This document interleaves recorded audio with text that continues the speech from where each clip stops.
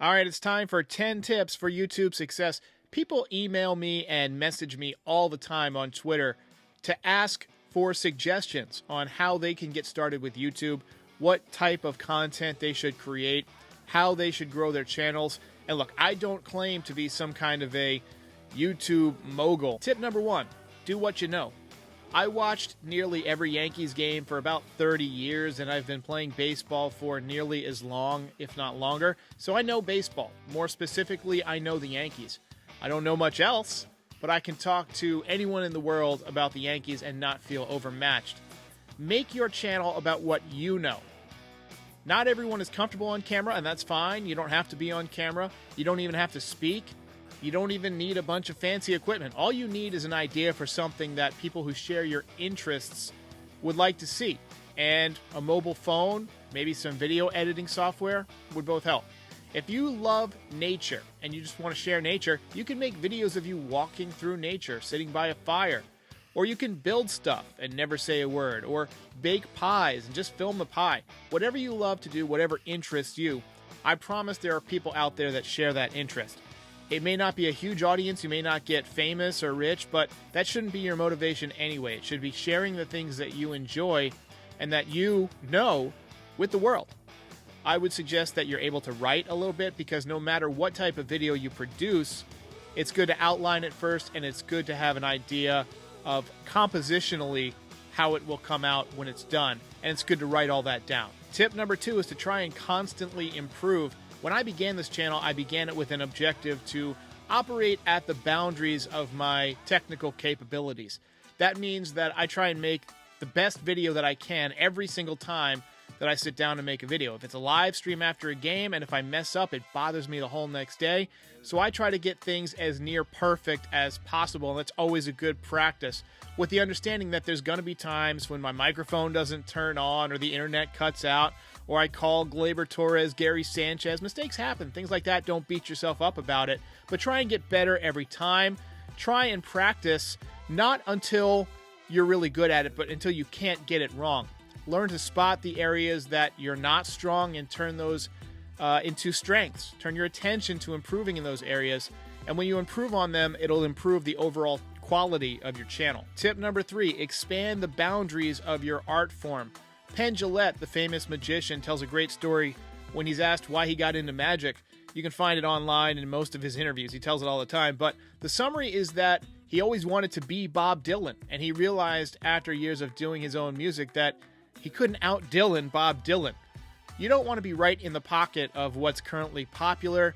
You don't want to do exactly what other people are doing. You want to push the art form in new ways. I've tried to bring a production level to my post-game live streams that nobody else really does, and on my pre-produced videos, I try and operate right at the boundaries of my current capabilities. There are other people who do it better, but I'm doing it as best as I can. I don't want to get comfortable. I want to keep pushing the art form, but this approach has gotten the channel to where the algorithm likes me. So as long as the Yankees YouTube algorithm likes me and continues to grow, then the channel will continue to grow. I see a lot of people try and start highlights channels for the Yankees, and it's like, why? Dan Rourke already had that idea years ago, and he developed it, and he worked hard at it, and he was really consistent and reliable, and now he's the premier place to go for highlights after every game. John Boy does the breakdowns on a level that nobody else on YouTube can do, and the Talkin' Yanks podcast is the best two-man podcast there is. So I had to find a lane.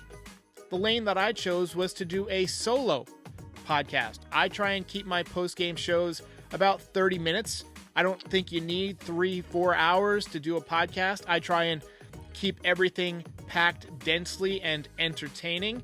That ensures that people have a good experience. Not everyone, but most people will. Try and think about the art form that you're doing and try and push it in new directions. One skill that it is really good to have is Photoshop for thumbnails. One of the keys to getting people to subscribe to your channel and to watch your videos repeatedly is to have a thumbnail that makes them want to click it, and that's recognizable so that they can come back. You might notice I have that kind of scoreboard look on my thumbnail, and it changes periodically, slightly from year to year, and I'm always trying to improve it. There's a lot of services out there that will design your thumbnails for you, and those are fine if you want thumbnails to look like everybody else's thumbnails.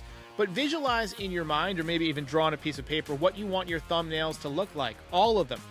And then develop a repeatable design that you can pound out quickly. And then learn how to do those things in Photoshop really fast. And that'll help you become good at making thumbnails. Tip number 5 is study the practices of other content creators that you enjoy. It's not all innovation. You need some kind of a foundation or best practices. I know that I take a lot of ideas and notes from my favorite channels and podcasts. One of my favorites is called Answers with Joe. He talks a lot about interesting topics, mostly science related. It's a solo podcast. Each video starts with a funny intro. I did that for the now retired video series Yankees Game Day, which has transformed into Yankees Game Night and will come on after each game. Even his intro is catchy, and I modeled the original NYY Recaps intro off of that.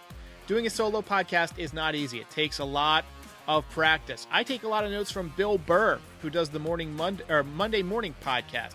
I know he's not afraid to go into a personal anecdote or to tell a story during the middle of a sports segment. And a lot of his off-the-phone microphone yells, "Ladies!" I do that type of stuff sometimes, too. I take a lot of stuff from other artists that I like. This is an art form, and you should be able to borrow things and make them your own. Number 6, intros add credibility, but they can also be annoying.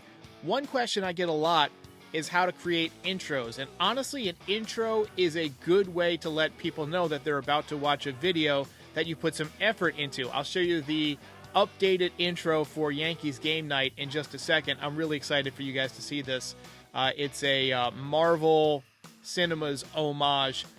The truth is that you don't want your intro to be too complex or too long because people will turn it off in a hurry. But if you have a short intro that lends credibility, it might get people to give your video a chance.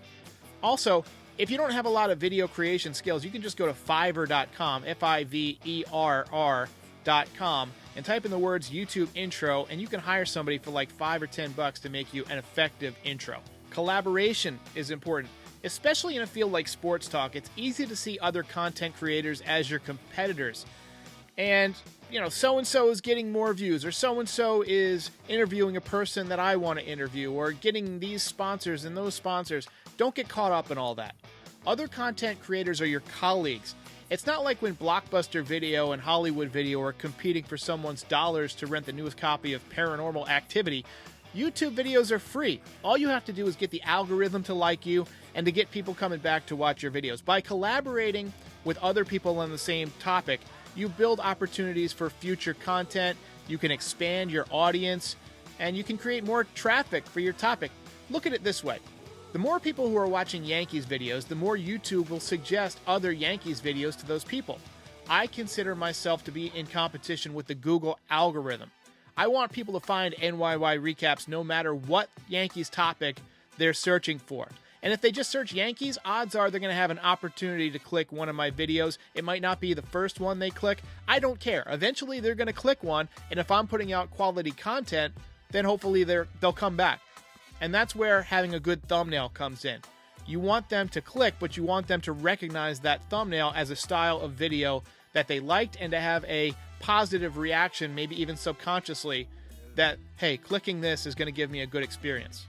There's an old phrase, there's no elevator to success. You have to take the stairs. It's fun to go back and watch older videos from major content creators because you see that they didn't always start off being very good. It takes practice and it takes a lot of mental energy, which means that you have to take care of your brain. You have to treat yourself well. You have to build the stamina to create the type of consistent content that will keep people coming back. It takes a long time. You have to make a lot of videos. So that's what this is about. Put in the hours, put in the work. Number 9, know what your end goal is. Have an end goal. Have an idea of why you're putting videos out there. Now, if you're just putting videos out because you like making videos, that's awesome. But a lot of people have a goal. They want to build passive income, or they want to have a side job, or they want to quit their main job and make YouTube a full-time thing. Know what your goal is, and that'll help you achieve it. And number 10, don't be lazy. I feel guilty when I sit down and watch 2 or 3 episodes of a TV show because I feel like that's time that I could have spent getting better at this. Sacrifice time now to get better and put the work in. The great part about TV shows is they won't change if you watch them now or in 5 years. when you're relaxing all day because you're making so much money from YouTube, that's a good time to watch all the shows and stuff that you haven't had a chance to binge. So those are my tips. You know, put in the work, be creative, and you don't need a bunch of fancy equipment. You don't need to be a master video editor. You just have to have an original, fun idea.